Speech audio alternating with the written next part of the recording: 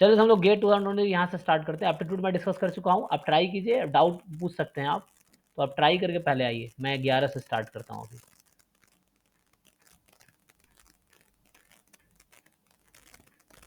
यहाँ से स्टार्ट करते हैं, ठीक है। अभी मैं कोशिश करूंगा, हिंट दूंगा, बट आप लोगों को सॉल्व करके आना है।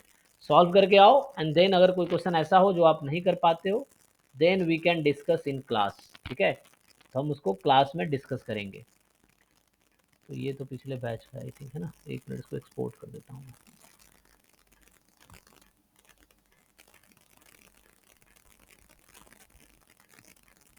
ये 2012 का इसमें डिस्कस किया ना हमने, पेपर जैम का।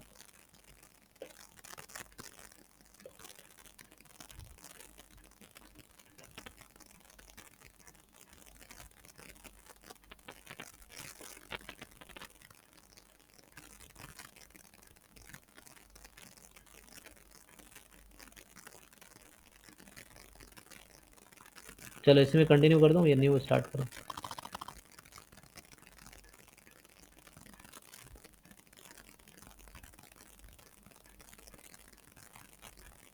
चलो तो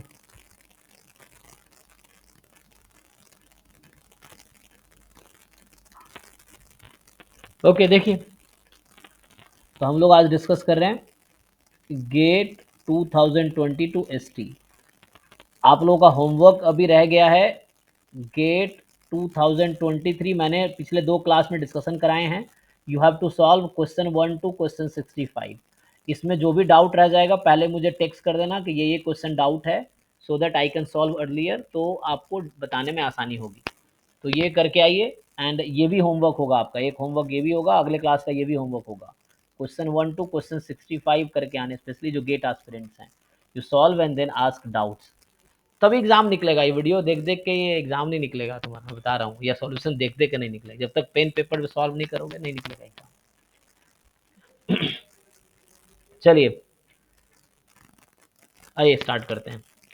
कह रहे एम जो है 2x2 रियल मैट्रिक्स है, सच दैट कि आई प्लस एम का inverse I minus alpha M के इक्वल हो जाता है, फिर अल्फा is a non zero real number.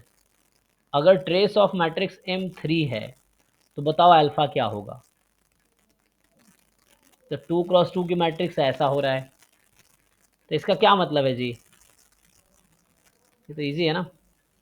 अब सोचो I plus M inverse I, मुझे बताओ कोई, अगर मैं बोलता हूँ A inverse is equal to B if and only if, मैं क्या लिखूं? जिनको समझ आ रहा है बताओ। A inverse is equal to B if and only if. A कोई एन क्रॉस एन की मैट्रिक्स है और बी भी कोई एन क्रॉस एन की मैट्रिक्स। जिनको समझ आ रहा है, जो भी समझ आ रहा है बताओ मुझे क्विकली। ए इनवर्स बी कब होगा, इसका क्या डेफिनेशन क्या है इनवर्स का, inverse of a matrix? Anyone try और बताओ क्या आना चाहिए। Determinant of A not equal to 0। किसका डिटर्मिनेंट? ठीक है, ए का डिटर्मिनेंट नॉट इक्वल टू, ये भी सही बता रहे हैं आप, बट ए बी में क्या रिलेशन है?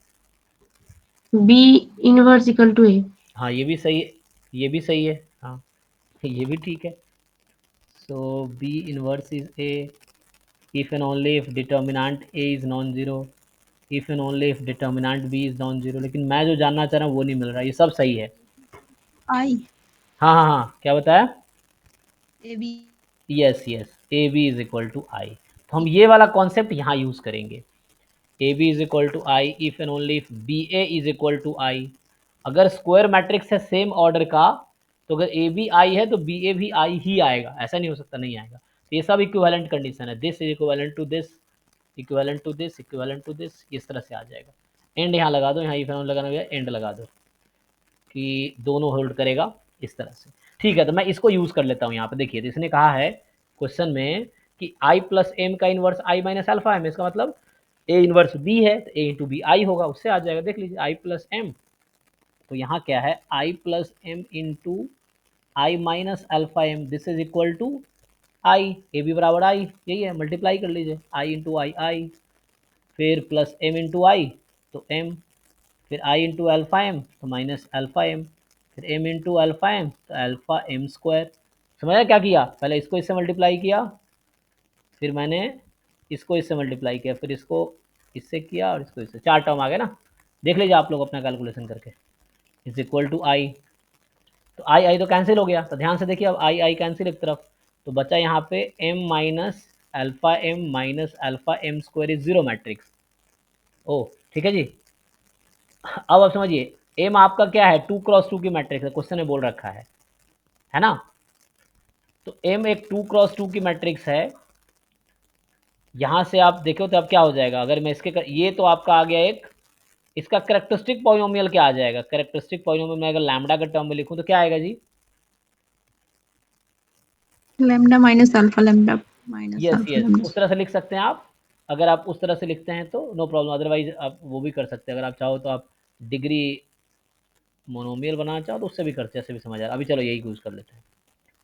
तो यहाँ से या तो समझो ये कैरेक्टरिस्टिक इक्वेशन लिखूँ मैं, तो characteristic equation is lambda minus alpha lambda square is zero. तो यहाँ से एक तो आ गया लैम्डा इज जीरो, और दूसरा आ जाएगा यहाँ से, लैम्डा कॉमन ले लिया ना हमने, तो जब आप लैम्डा कॉमन ले लेंगे तो एक लैम्डा जीरो आ जाएगा, तो बचा क्या, एंड दूसरा क्या करेंगे, चलिए तो इसको हमने लैम्डा कॉमन लिया तो बचा 1 minus alpha lambda is zero. एक लैम्डा जीरो और एक लैम्डा कितना आया, 1 माइनस अल्फा अल्फा, ठीक है। और 2x2 मैट्रिक्स में कितने आइगन वैल्यू होगी, दो ही हो गए, दोनों मिल गई, मुझे दोनों मिल गई। अब तो हो ही गया ना, तो मुझे दो आइगन वैल्यू मिल गई, कहा ट्रेस 3 है, तो बताइए I have both eigen value of this matrix. तो एम के पास दो आइगन वैल्यू, एक 0 और दूसरा है 1 माइनस अल्फा बाई अल्फा, एक तो 0 है ये, तो ट्रेस क्या होता है, अब मुझे क्वेश्चन में कह रखा है ट्रेस ऑफ एम इज कितना कह रखा है, 3 है। तो बताइए अल्फा क्या आएगा, क्या बता पाएंगे आप लोग, हाँ sir, sum of eigen value है तो 1 minus alpha upon alpha. Alpha का 2 होगा। ओके ठीक है, 3 अल्फा प्लस 1 माइनस अल्फा, ध्यान से देखिए कैलकुलेशन मिस्टेक किया आपने, तो ठीक है ना, चेक कीजिए यहाँ से क्या आएगा, 4 अल्फा इज 1, तो अल्फा इज 1/4। अब आंसर की आप लोग देख लीजिएगा, ऑफिशियल आंसर की चेक करते रहिएगा। तो यहाँ से 1/4 आ रहा है, देख लो डी आ रहा है, अब चेक करना आंसर की में।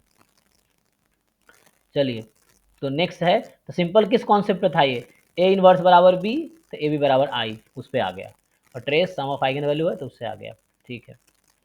दूसरा क्वेश्चन जो है ये डायरेक्ट फॉर्मूला है एक्चुअली, तो इसमें कुछ वो थ्योरम है एक्चुअली, तो ये आपको याद रखना पड़ेगा कि फॉरवर्ड कोलमोग्रोव इक्वेशन होता क्या है, मतलब ये कोई प्रूफ नहीं कर सकते आप, अगर आपको थ्योरम याद है तो आप कर पाएंगे, नहीं तो नहीं कर पाएंगे, इसका और कोई तरीका नहीं है। जैसे आपका ये बता रखा है इन्होंने कि, है ना, आपको बस ये याद रखना पड़ेगा कि जो हमारे पास एक लीनियर प्योर डेथ प्रोसेस है, तो मतलब प्योर डेथ प्रोसेस में जिसका डेथ रेट दे रखा है 5i, और PIT मतलब ये है probability at x is equal to I, तो बोल रहा है कि the system of forward Kolmogorov's equation, तो डायरेक्टली आप बुक में चेक कर सकते हैं, ये फॉर्मूला डायरेक्टली मिल जाएगा आपको, तो उससे आप देख सकते हैं क्या ऑप्शन करेक्ट आएगा, है ना। तो डायरेक्ट ये एक आपका थ्योरम है, थ्योरम से मैच करना पड़ेगा, मतलब स्टेट बुक, किसी बुक में आप देखिए जहाँ पे प्योर डेथ प्रोसेस है उसमें जाकर देखिए कि what is the forward Kolmogorov's equation for the pure death process, जहाँ आपको म्यू दे रखा होगा रेट म्यू आई, तो म्यू आई की जगह 5i रख देना तो आंसर आ जाएगा। नेक्स्ट है कि let S square be the variance of random sample of size n from a normal population with unknown mean mu. S square क्या वेरिएंस है रैंडम सैंपल साइज n का, कहाँ से, from a normal population with an unknown mu, जिसका unknown mean mu है, और unknown finite variance sigma square है। अब कह रहा है S square unbiased estimator sigma square का, बताइए आप लोग ट्रू या फॉल्स। ट्रू है। ये लाइन तो ट्रू है ना, ये लाइन ट्रू है, मतलब अभी जो लिखा हमने। और S is unbiased estimator of sigma, true या फॉल्स, ये फॉल्स फॉल्स। बायस्ड होती है। हाँ तो अनबाय फॉल्स है ना, ट्रू एंड फॉल्स एंड है, तो ये पहला स्टेटमेंट फॉल्स हो गया क्योंकि ये ट्रू नहीं है। अब n-1 a upon n S square is MLE of sigma square, yes और नो, ये वही है 1/n summation xi minus X bar whole square. अगर आपको याद होगा, ऐसे आप लोग याद ही होगा कि हम लोग जानते हैं जब हमारे पास सैंपल है नॉर्मल म्यू सिग्मा स्क्वायर का, तो जो MLE आता है ये है 1/n summation xi minus X bar whole square i from 1 to n। तो इसी को आप ठीक से लिखेंगे तो n-1 से मल्टीप्लाई डिवाइड कर दीजिए, यहाँ 1/n summation xi minus X bar whole square i from 1 to n, और ये कुछ और नहीं n-1/n s स्क्वायर हो जाता है, ठीक है ना। तो ये ओके है। और जबकि यू एम भी यू ई जो होता है ऑफ सिग्मा स्क्वायर वो ये होता है S square 1/n summation xi minus X bar whole square. तो ये एस स्क्वायर अनबायस्ड भी है और in fact U M U E भी है। ओके, तो एम एल ई है, यस। और ये एम एल ई होगा, एम एल ई बताइए, अगर पहला वाला ये ट्रू है तो क्या इसके बाद वाला ट्रू होगा फॉल्स होगा?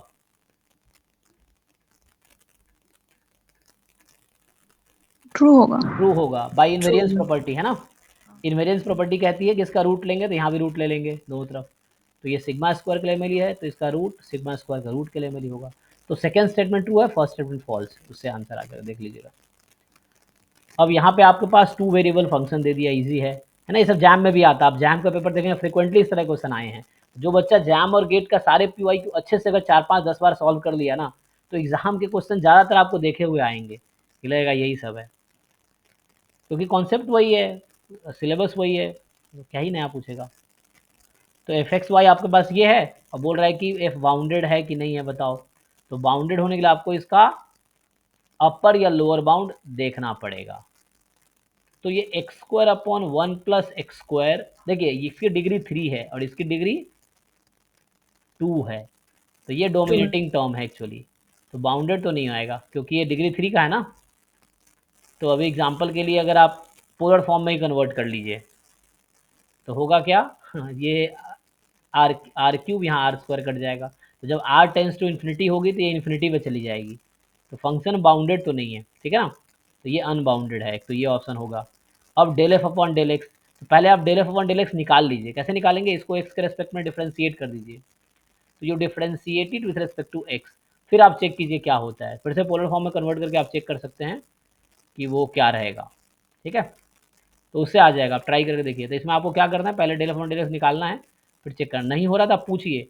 लेकिन आपको अगर सच में अच्छे रैंक लाने हैं गेट में तो आपको जैम 2005 से 2023, गेट 2005 से तो करना ही है, चाहे दुनिया भर के किताब का क्वेश्चन मत करो, आप इतना भी कर लिए ना तो आपके 70-80 मार्क्स इजीली आप अटेम्प्ट कर पाओगे एग्जाम में, और 30-40 इजीली आ जाएंगे। अगर जैम और गेट का सारा क्वेश्चन जो बच्चा कर लिया खुद से, उसको सारे कॉन्सेप्ट समझ आ गए, तो इस एग्जाम में 30-40 नंबर ऐसे ही आ जाएंगे आपके, कुछ भी मत करके जाओ आप, बस जैम गेट का PYQ करके चले जाओ, इतने में ही आपके अच्छे रैंक गेट में आ जाएंगे।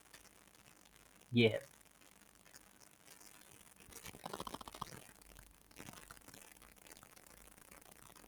ठीक है ना। तब ट्राई करके देखिए, तो डाउट क्लास में पूछिए। तो आप ये x1 x2 xn be random sample from distribution with CDF fx रखा है। Let the empirical distribution function of, वो तो पता है नोटेशन fnx है, the classical Kolmogorov Smirnov goodness of fit test, तो ये हम जानते ही हैं कि this is the test statistics in case of Kolmogorov Smirnov test. अब बोल रहा है कौन सा स्टेटमेंट ट्रू है, the distribution of Tn is the, बोल रहा है कि the distribution of Tn is same for all continuous underlying distribution function fx। Tn का डिस्ट्रीब्यूशन, आई थिंक हाँ ये बाद में ना आपने ये थ्योरम देखा था ना, Fn का डिस्ट्रीब्यूशन क्या फॉलो करता है, उससे हमें डिस्कस, जब हम लोग वो डिस्कस करते हैं एम्पेरिकल डिस्ट्रीब्यूशन फंक्शन डिस्कस कर रहे थे शुरू में, तो आई थिंक ये ट्रू था, नहीं देख लो। और Dn converge to 0 almost surely, ये सब एक थ्योरम का स्टेटमेंट है। देखो इसमें क्या ही अब सॉल्व करोगे, आपको थ्योरम का स्टेटमेंट या तो पता हो, नहीं पता है तो उसको प्रूफ करो, ये है, तो आपको प्रूफ करके देखना पड़ेगा। तो आई थिंक ये दोनों स्टेटमेंट ट्रू है, ये थ्योरम ही है दोनों, आप देखिए वापस जाकर नोट्स मैंने पढ़ाए हैं या फिर कोई बुक आप उसमें रेफर कीजिए जहाँ पे ये थ्योरम मिले। तो आपको ये देखना है कि ये आई थिंक दोनों ट्रू होना चाहिए, ऑप्शन देख लेना आपको, या थ्योरम चेक करना पड़ेगा। Dn converges to 0 almost surely, ठीक है ना। हमने देखा था Fn converges to Fn minus this, ये 1/√n नीचे ले आओ, तो 1/√n इसका मीन यही तो होता था, क्या होता था fx, हाँ, तो ये कहीं ना कहीं 0 पे कन्वर्ट करेगी।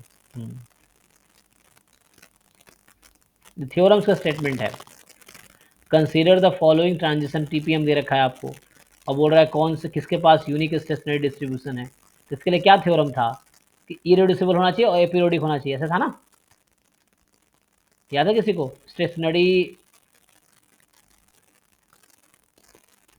यूनिक स्टेशनरी डिस्ट्रीब्यूशन कब आता है? जब इरिड्यूसिबल होगा। चेक करो कौन सा इरिड्यूसिबल है। इरिड्यूसिबल एक शायद होगा, एक नहीं होगा। जो इरिड्यूसिबल होगा वो आपका आ जाएगा, उसके पास यूनिक स्टेशनरी डिस्ट्रीब्यूशन आएगा। जब थोड़े से आपको रिवाइज करने पड़ेंगे थ्योरम्स जाके कि यूनिक स्टेशनरी डिस्ट्रीब्यूशन कब होता है, तो उसके लिए आपको देखो, आप चेक करो इरिड्यूसिबल होने चाहिए। यहाँ आपके पास है let x1 x2 x20 be the random sample of size 20 from normal 6 mu comma sigma with determinant जो है नॉन जीरो है। Suppose mu and sigma are unknown, दोनों अननोन है। अच्छा, तो एक्स बार आपको पता ही है क्या है, एस आपको पता है ये 1/n-1 दिस, ठीक है। तो पूछ रहा है consider the following statement the distribution of 19s। तो आपको पता है ना, थ्योरम हमने लिखा था लास्ट टाइम, लास्ट मतलब उसमें भी यूज़ हुआ, 2023 में भी यूज़ हुआ था ये, कि x1 x2 xn ये सब रैंडम वेक्टर है, they are IID normal p mu comma sigma. तो बताइए आप लोग क्या था, n-1 s का डिस्ट्रीब्यूशन क्या आया था, याद है? V sat n-1 sigma. यहाँ पे क्या पूछ रहा है ये? सो यहाँ से आ गया विसार्ट दिस, हाँ, और ठीक है ना। तो n-1 आपका यहाँ पे 19 है और सिग्मा आ गया, p आपका 6 है, तो विसार्ट p ये आ गया। ओके, अब दूसरा देखिए, कह रहा है कि the distribution of x3 minus mu transpose s inverse x3 minus mu has chi square 6। तो इसका हमने देखा था थ्योरम लास्ट टाइम, क्या था बोलिए? Sn का काम क्या है, Sn में x बार यूज हो रहा है, ठीक है ना। यहाँ प्रॉब्लम ये है, यहाँ देखो x क्या है, यहाँ बस x3 रैंडम वेक्टर यूज हो रहा है, जो तीसरा वाला रैंडम वेक्टर वही यूज हो रहा है, और इस s में सब आ गया। कौन सा सब आ गया? x1 x2 x3 x4 सब आ गया, इसलिए गलत है। यहाँ ये सिग्मा इनवर्स होता तो करेक्ट होता, ये सिग्मा इनवर्स होता देन इट इज करेक्ट। इसके लिए कोई थ्योरम नहीं, आप चेक कर लो, ऐसा कोई थ्योरम है ही नहीं इसके लिए, यू सर्च एनी, क्योंकि ये सिंगल रैंडम वेक्टर इसमें से एक लिया है, और ये एस इसमें पूरा x1 x2 x3 x4 सब आ गया, तो there is no theorem for this, you check, there is no theorem. इसका सिंपल आपसे ट्रू फॉल्स पूछना चाह रहा है, तो इसका तुम फाइंड भी नहीं कर सकते डिस्ट्रीब्यूशन क्या है, क्यों?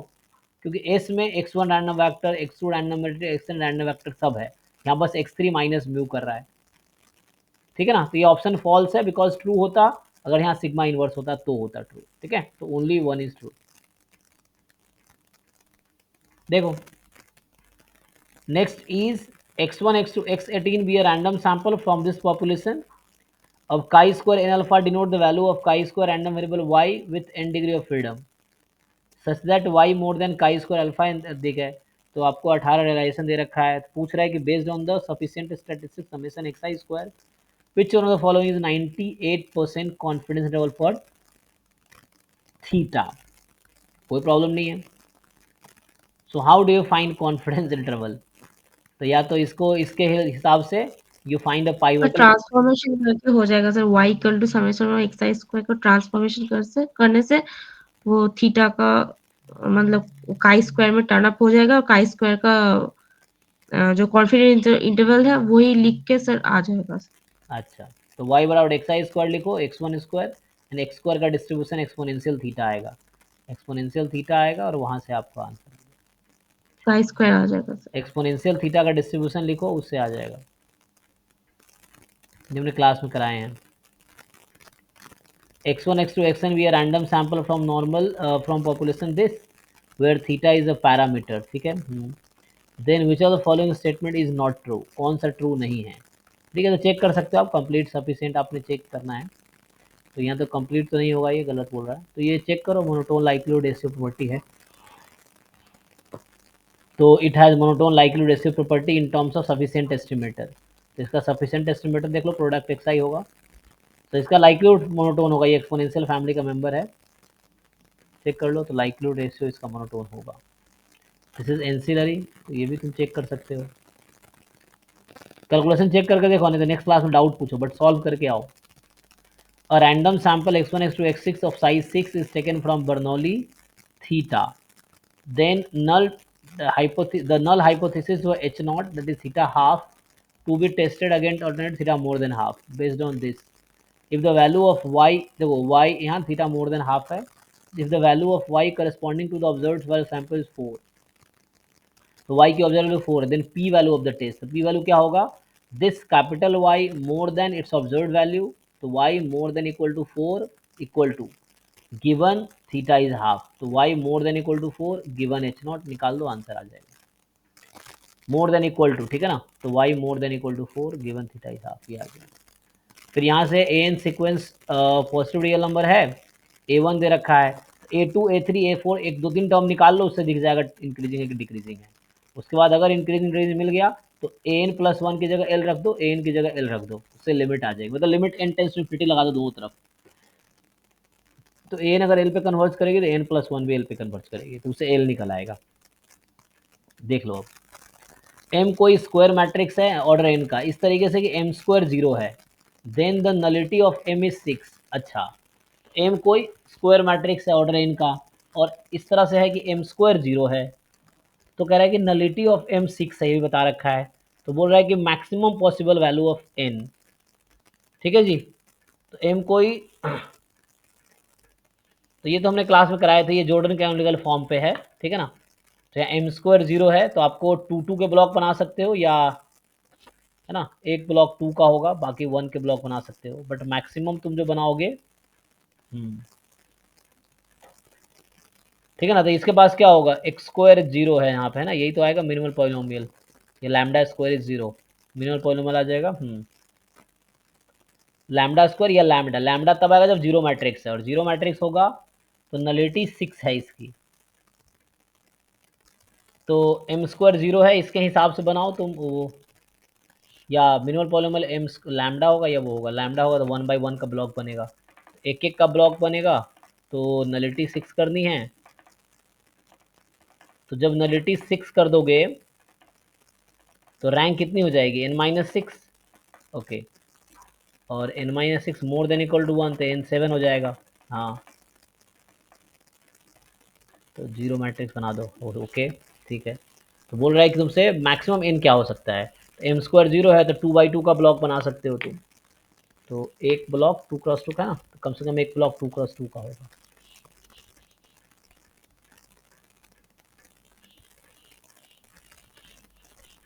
ठीक है जी। तो सिंपली क्या करना है, आपको ब्लॉक बनाने हैं 2x2 का, और उसमें 2/2 का जब ब्लॉक बनाओगे, हमने क्लास में कराए, हालांकि आप चेक करना, जॉर्डन कैनोनिकल फॉर्म जिस क्लास में पढ़ा रहा था मैं, तो इसमें सिंपली आप ऐसे बनेगा 0 0 0, इस आइगन वालों 1 0, तो ये एक ब्लॉक हो गया, इसके नीचे दूसरा ब्लॉक बनेगा, तो मैक्सिमम तुम 6 ब्लॉक बना पाओगे, क्योंकि नलिटी, एक नलिटी देगा, दूसरा नलिटी, नलिटी क्या है, नंबर ऑफ 0 रोज होंगे, तो इसके टोटल n क्रॉस n की है ये, तो नलिटी इसकी 6 है, और रैंक इसका n-6 होगा, और क्वेश्चन में बोला हुआ है कि, है ना, रैंक n-6 होगा। अब जब नलिटी 6 है तो यहाँ ये इक्वल टू 6 है, n की वैल्यू यहाँ 12 हो जाएगी, n यहाँ 12 आंसर आएगा, क्योंकि 12 से ज़्यादा तो बना नहीं सकते, क्योंकि अगर 12 से ज़्यादा ब्लॉक लोगे नलिटी 7 हो जाएगी, ये है, तो इसीलिए तुम्हारे पास यहाँ एक एक ऊपर ऊपर 1 आता रहेगा, हाँ, तो मतलब ये ब्लॉक बनेंगे 2/2 का 6 ब्लॉक बनेंगे, तो रैंक 6 है, नलिटी 6 है, n12 हो जाएगा यहाँ पे। Consider the usual inner product आपको दे रखा है, ठीक है ना, u को यूनिट वेक्टर है, orthogonal to the subspace this, अब देखो u कोई यूनिट वेक्टर है जो ऑर्थोगोनल है इस सबस्पेस की, तो अभी आपको दे रखा है, पूछ रहा है कि the vector this and this are orthogonal, इसका मतलब क्या है, इन दोनों का डॉट प्रोडक्ट 0 पुट कर दो, तो अल्फा स्क्वायर की वैल्यू बताओ, तो u तो एक तो यूनिट वेक्टर ऑर्थोगोनल है इस सबस्पेस के, ओके, तो इधर से कोई भी एलिमेंट लोगे तो उसके ये वो होगा, और v u वेक्टर और दिस वेक्टर आर ऑर्थोगोनल, तो ये ग्राम स्मिथ ऑर्थोगोनलाइजेशन प्रोसेस यूज करो, तो उससे क्या होगा, ना पहला ऐसे ही रख दो, और दूसरा क्या करते थे तुम, u माइनस, तुम लोग याद है ग्राम स्मिथ ऑर्थोगोनलाइजेशन प्रोसेस, उस पर क्वेश्चन है ये, तो बनता था u और v का डॉट लो और अपॉन में, हाँ अगर किसी को याद हो ग्राम स्मिथ ऑर्थोगोनलाइजेशन प्रोसेस क्या होता था कि मेरे पास मान लो पहले से u1 u2 un है, इसके करस्पॉन्डिंग मुझे ऑर्थो नॉर्मल वेक्टर चाहिए, ऑर्थोगोनल चाहिए पहले, तो v1 तो जस्ट u1 के इक्वल कर देते हैं। v2 के लिए आप क्या करते थे, याद है किसी को? u2 माइनस, U2 minus हाँ the product of U1 U2 U1 V1 U2 v1 u2 ना, हाँ हाँ v1 u2 upon the product of V1 V1 or V1 V1 क्या v1 V1 v1 v1 and यहाँ नहीं, यहाँ पे क्या होता था आगे, यहाँ जस्ट v1 होता था v1, हाँ चेक कर लो v1 u2 मतलब u2 का v1 के साथ v1 v1 v1 ऐसा होता था। u2 एक बार रिवाइज कर लेना, ठीक है ना, u2 ये थोड़े कॉन्सेप्ट ऐसे हैं जो भूल जाओगे तुम लोग, तो उसको रिवाइज करना। तो u2 v1 v1 इस तरह से, फिर v3 निकालना, तो यही तुम्हारा अल्फा है, इससे ही आंसर आ जाएगा, तो यही अल्फा है तुम्हारा उसमें, ठीक है ना, u2 is u actually and तो इससे आ जाएगा, दिस इज योर अल्फा, तो इससे कैलकुलेट करो क्या आएगा, तो आ जाएगा इससे, ये एक्चुअली अल्फा है। वो आपको सॉल्व करना पड़ेगा, सॉल्व करके देखो, नहीं तो नेक्स्ट क्लास में मिलते हैं। यहाँ था B T is a standard Brownian motion and phi जो है कुमुलेटिव डिस्ट्रीब्यूशन फंक्शन है, तो क्या होगा, तो हमने तो पढ़ा था ना कि जो ब्राउनियन मोशन है तो b2 का डिस्ट्रीब्यूशन होगा नॉर्मल 0 2, b3 का डिस्ट्रीब्यूशन नॉर्मल 0 3, तो इजी है, दोनों का मीन निकाल के घटा दो और स्टैंडर्ड डेविएशन से डिवाइड कर दो, तो इसका वेरिएंस निकाल लो, और इजी था, ठीक है ना, तो तुम इसके सिंपली स्टैंडर्ड नॉर्मल में ले आओ और इससे आंसर आ जाएगा, तो उससे हो जाएगा, ठीक है। यहाँ एक्स वाई क्या है, two independent exponential random variable है, इस जहाँ पे ई एक्स स्क्वायर 1/2 है, ई वाई स्क्वायर 2/9 है, इंडिपेंडेंट एक्सपोनेंशियल है, ठीक है ना, ई एक्स स्क्वायर 1/2, ई एक्स स्क्वायर कितना होता है, mean plus variance plus mean square,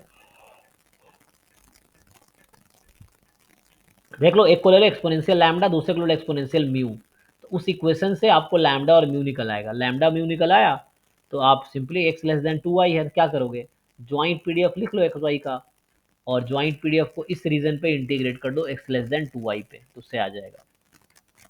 फिर यहाँ let x be random variable with PMF आपको दे रखा है, पूछ रहा है कि बताओ इसकी वैल्यू, तो पहले क्या करोगे, इसमें x की कौन कौन सी वैल्यू सेटिस्फाई करेगी इसको, तो x तो यहाँ इंटीजर वैल्यूड है, नेचुरल नंबर इसकी वैल्यू है, तो x बराबर n+1 प्लस x बराबर n+2 प्लस x बराबर n+3, इन तीनों पे प्रोबेबिलिटी ऐड कर लो, मतलब probability at x is equal to n+1 plus probability at x is equal to n+2 plus probability at x equal to n+3, इन तीनों पे ऐड करो, यहाँ से वैल्यू पुट करो, फिर इस पे समेशन लगा दो, हो जाएगा। यहाँ पे बोल रहा है कि let X I be I I D random variable from normal distribution with mean 1 variance 4 X I's, S N क्या है, x1 square x2 square xn square, variance of S N, तो सिंपल है, इसमें मीन लगाओ variance लगाओ और answer निकाल के पुट कर दो, आ जाएगा। 18वां जो है at a telephone exchange telephone calls arrive independently at average rate of 1 call per minute, तो लैम्डा 1 है आपका, the number of telephone calls follows Poisson distribution, मतलब पॉइजन प्रोसेस है ये, है ना, 5 time intervals each of duration 2 minutes are chosen at random, देखो 2-2 minute के 5 टाइम इंटरवल चूज किया आपने, तो आपको पता है इंटर अराइवल टाइम्स जो होते हैं वो इंडिपेंडेंट होते हैं, है ना, सो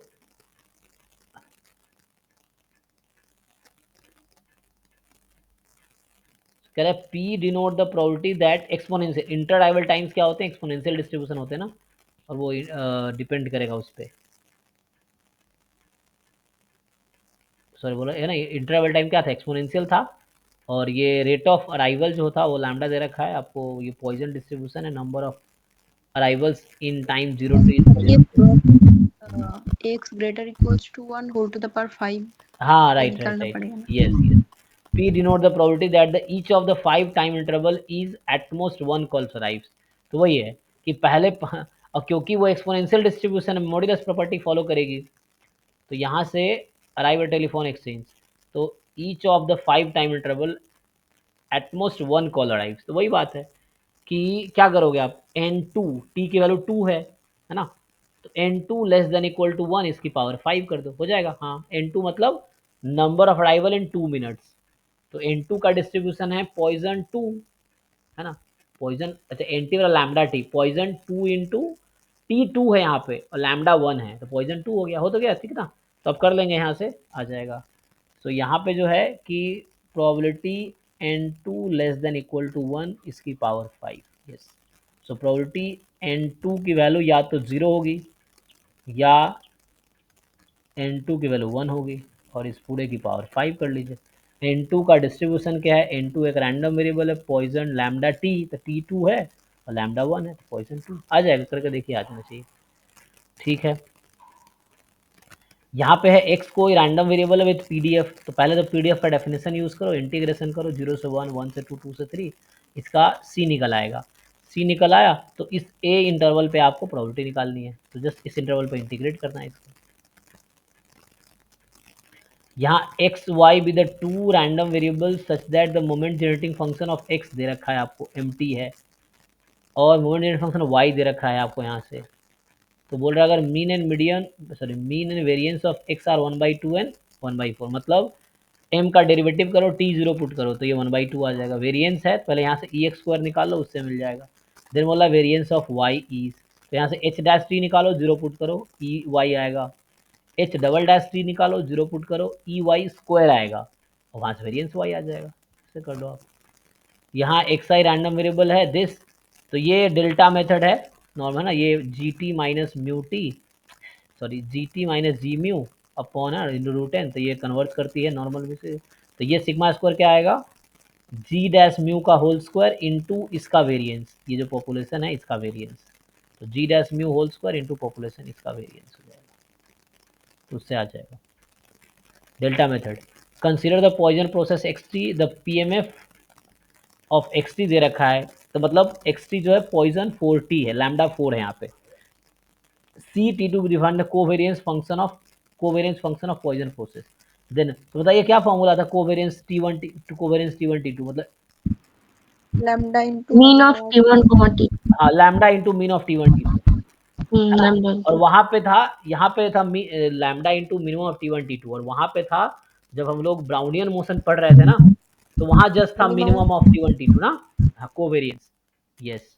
यहाँ लैम्डा टाइम, तो लैम्डा टाइम 4 आ जाएगा, तो लैम्डा टाइम सॉरी 3 आ जाएगा, तो लैम्डा कितना है 4 है ना, 4 3 12 आंसर आ गया इसका तो डायरेक्टली, हाँ मतलब यहाँ से 3 और इधर 4 12, ठीक है। यहाँ से आगे रैंडम सैंपल साइज 4 का है, जिसका पीडीएफ दे रखा है, ऑब्जर्व्ड वैल्यू आपको दे रखी है सैंपल की। तो method of moment is easy है, मेथड ऑफ मोमेंट एस्टिमेटर निकालना, ई एक्स बराबर एक्स बार कर दो, ई एक्स यहाँ से आ जाएगा, एक्स बार यहाँ से आ जाएगा, इक्वेट कर दो, आ जाएगा। ये कह रहा है कि a company sometimes stops paying off quarterly dividends, if the company page the quarterly dividend the probability that the next one will be paid is 0.7. If the company stop the quarterly dividend, the probability that the next quarterly dividend will not be paid 0.5. Then the probability that the company will not pay quarterly, देखिए ये क्या है actually, company will not पे the quarterly dividend in the long run, long run मतलब after है T tense to infinity है ना, उस तरह बात कर रहा है, बहुत टाइम बाद। सो सिंपल है ना, इसका तो फॉर्मूला था डायरेक्टली, जैसे अगर मैं ट्रांजिशन प्रोबेबिलिटी मैट्रिक्स बनाऊं P, one step transition probability matrix, तो या तो पेड या नॉट पेड, यही होगा। तो जरा समझिए क्या कहना चाह रहा है, कह रहा है sometimes company stop paying quarter dividend, if the company page quarter dividend the next पे होगा वो 0.7 है, तो ये अभी अभी का है, अब या तो नेक्स्ट पे और नॉट पे, इसको पे लिखता हूँ। तो पहला अगर पे किया है ना, कंपनी पे कर दिया डिविडेंड, तो अगला पे करेगा उसकी 0.7 है, अभी पे किया और अगला पे करेगा वो 0.7 है, ठीक है। And if the company stop total dividend, the probability that next will not be paid is 0.5, तो पहला नहीं पे किया स्टॉप कर दिया, दूसरा भी स्टॉप हो जाएगा वो 0.5 है। तो मतलब ये सम तो 1 होता है ना, रो सम 1 होता है आपका, तो यहाँ से ये आ गया। अब आपको पता है p की पावर n और n टेंस टू इन्फिनिटी आपसे पूछ रहा है। तो इसका फॉर्मूला होता था ना, क्या होता था याद है? अगर ये आपका a1 माइनस ए, या कैसे लिखता था मैं, ऐसे लिखा था शायद, तो ये भाई a1 माइनस ए, अरे A by A plus B A और B by A plus B ऐसे अरे तो कर। लेकिन पहले ये तो बता दो ए बी कहाँ पे है, कहीं भी लिख दूँ ए बी, पहले ये तो वन डिसाइड कर लो। ये बी वन माइनस हाँ, फर्स्ट ये तो डिसाइड कर लो, सीधा ये रट्टा मार रखा है। अब मैं ए बी कहीं भी लिख दूंगा तो आंसर गलत आ जाएगा ना। मतलब ये तो याद हो कि ए कहाँ है, बी कहाँ है, तब तो अब लगाओगे अपॉन वन माइनस जो भी है। ये तो बता दो पहले। तो ये one minus A B one minus B. अब देखो फॉर्मूला जाके क्या है, पहले उसको चेक करोगे क्या है, ये यही है। अब इसके लिए फॉर्मूला क्या होता है, अब बताइए। तो ये भाई A minus A plus B B yes, this formula you have to remember. So A आपका है 0.3, तो 3/8 और 5/8। पूछा क्या है इसने? यस, तो इसने पूछा क्या, ये देख लेते हैं लॉन्ग रन में। तो इसने पूछा है विल नॉट पे द क्वार्टरली डिविडेंड। तो ये पेड था पहला, दूसरा नॉट पेड, तो ये 5/8 विल नॉट बी पेड। अब चेक कर लीजिए आंसर आप लोग। अब पहले ये क्लियर हो यहाँ पे क्या है। अगर मैं ऐसा लिखता ए, यहाँ मान लीजिए बी लिखता, तो फॉर्मूला बदल जाता फिर। तो आपको ध्यान रखना पड़ेगा कि कहाँ क्या है, पहले नोटेशन क्लियर होगा तभी तो अप्लाई करेंगे हम लोग, है ना। तो ये इस तरह लिख लो, उसके बाद ये अप्लाई होगा। देख लो एक बार ये आंसर 5/8 होना चाहिए। सो कौन 34 है ना।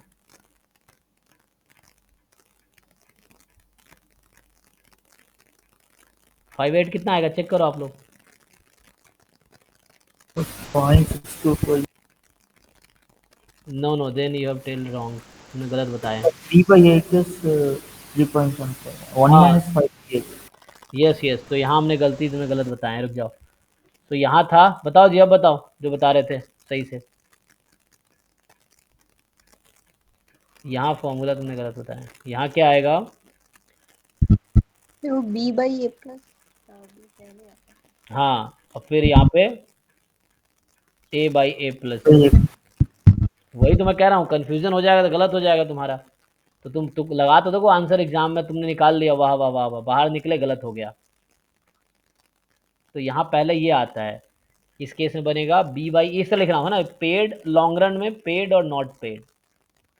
तो जब कुछ बता नोटेशन क्लियर रखो। तो B by A plus B, A by A plus B, तो ये बनेगा आपका, बी है आपका 5, तो यहाँ 5/8 3/8 इस तरह से आएगा। तो it will, they will pay in the long run is 5/8, not pay in the long run is 3/8। तो the company will not pay quarter dividend in the long run, तो ये आएगा दूसरा वाला, है ना। तो ये आप ध्यान रखो, ऐसे याद रख सकते हो आप कि यहाँ बी पहले है तो बी पहले आएगा, ए बाद में है तो ए बाद में आएगा, ऐसे याद रखो आप, ये चीज़ है। अच्छा, आप मैट्रिक्स ऐसे बनाना चाहो तो यही चीज़ रिपीट भी हो जाएगी, कोई दिक्कत नहीं है। ए बाई ए प्लस बी, आप सोच रहे होंगे ऐसा कैसे हो गया, तो ये बात वही है कि B by A plus B, तो ये लॉन्ग रन में सेम ही आ जाएगा column. So B by A plus B, A by A plus B ये आएगा, ठीक है। 35 कह रहा है कि x1 x2 x8 be a random sample taken from distribution with PDF. ये आपको दे रखा है पीडीएफ। अब बोल रहा है let f8x B the empirical distribution function, तो ये हमने पढ़ा था ना simply. Alpha is the variance of f8 2, तो ये हमने क्लास में किया था कि fn जो होता है fnx, this has distribution what, या डिस्ट्रीब्यूशन छोड़ो, मुझे बताओ इसका वेरिएंस क्या का फॉर्मूला क्या था। तो जो आधे अधूरे बताते हैं ना, था कि जो हमारे पास थ्योरम क्या था वहां पे, हाँ वो t equals to N F X. हाँ टी एन हमने यूज किया था, N F N X, this follows binomial N comma F X. हाँ यस यस, अब समझ आया। हाँ ये थोड़ा गलत हो रहा था। तो T N is binomial N F X, तो यहाँ से एक्सपेक्टेशन ऑफ एफ एक्स जो आता है वो तो ठीक है, वो आ जाता है तुम्हारा एफ एक्स, ये तो ओके है ना। और जो वेरिएंस एक्चुअली इसका टी एन का लिखा था मैंने, है ना, जो वेरिएंस टी एन का है वो N F X of X into 1 minus F X of X है। तो यहाँ से हम टी एन को रखेंगे एन एफ एन, तो यहाँ से आ जाएगा so variance of F N X will be, तो ये है ना T N is N F X N bar N square हो जाएगा, तो यहाँ अच्छा वो mistake F X one minus F X है ना, ये फॉर्मूला याद रखने पड़ेंगे आपको अपॉन एन, तो ये आ जाएगा F X one minus F X by N आ जाएगा, तो इससे आ जाएगा, ठीक है ना। तो F X one minus F X by N, तो इसको पुट कर लो, तो अब जो था F X at two minus F X at sorry into one minus F X at two upon N, तो एन तो 8 है, 8, तो अब क्या आ गया, ये कितना आया था एक्स एक्स स्क्वायर बाई 16, तो 4/16 1 माइनस 4/16 अपॉन 8, ये अल्फा आ रहा है वेरिएंस ऑफ, तो यहाँ से 1/4 इंटू 3/4 अपॉन 8 कितना आ गया 3/2, नहीं यहाँ से 4 ये कैंसिल होगा, 8/1 है ना, 8/1 है, तो 3/4 इंटू 4 इंटू 8 ऐसा बनेगा, ओके ये अल्फ़ा है, तो यहाँ से 4 चौके 16 है कितना, सो 128 अल्फ़ा इज 3, यस यस ठीक है। तो इसमें क्लास में किए हैं, ये फॉर्मूला हमने है ना टी एन का लिखा था, तो उससे आ जाएगा, ठीक है। मुझे लगता है अभी मैं 35 तक डिस्कस करता हूँ, तो आपका जो होमवर्क है अभी आप पहले 2023 का एक एक क्वेश्चन निपटाओ, और इसके जो क्वेश्चन डाउट्स हैं वो मुझे पहले टेक्स्ट कर देना कि ये क्वेश्चन नंबर मान लो 60, इस तरह जो भी डाउट्स हैं, ताकि मैं सॉल्व कर दूँ, देन वी कैन डिस्कस। 2022 का अभी मैंने डिस्कस किया है क्वेश्चन नंबर 1 से तो नहीं ला 11 से, क्योंकि 1 to 10 हम ऑलरेडी डिस्कस कर चुके हैं बैच 3 का पहला लेक्चर में, तो ये हमारे पास क्योंकि बैच 6 चल रहा है अभी PYQ गेट का, तो यहाँ तक हमने डिस्कस किया है 11 to 35। नेक्स्ट क्लास में कल क्लास होगी, तो 36 टू क्वेश्चन 65 कल डिस्कस करेंगे हम लोग इसके आगे। तो आप ये भी सॉल्व करके आना, पूरे पेपर करके आना, 23 एंड 22 का करके आना, ताकि डिस्कस करें तो आप लोगों को भी पहले से पता हो तो ईजी रहेगा, ठीक है। तो अभी मैं यही स्टॉप करता हूँ, चलिए थैंक यू। सर यस आखिरी स्लाइड तो एक और बार दिखाइए सर। दिस फॉर्मूला राइट, ये फॉर्मूला, हाँ non formula and the solution. yes you can note this formula first.